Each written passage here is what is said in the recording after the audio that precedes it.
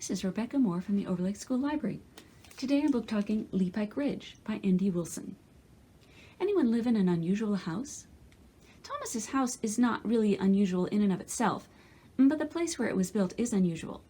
The house is chained to the top of a giant boulder. Thomas lives there with his mother. His father disappeared 3 years ago.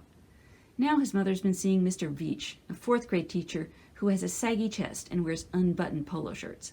His lips, Thomas thinks, are like 2 chapped leeches that belonged on the riverbank waiting for the birds, except the birds would be too grossed out to touch them.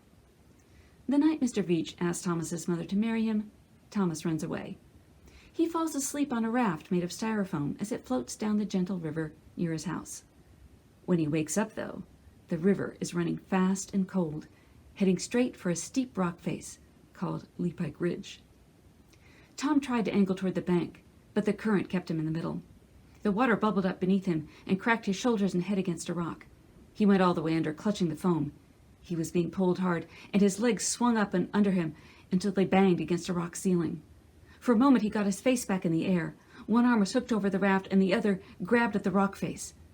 But he was being pulled under it. His body was already horizontal, and everything but his arms and face were under the stone. He opened his mouth to yell and swallowed frothing water. Then Tom's hand slipped, and he shot under the rocks.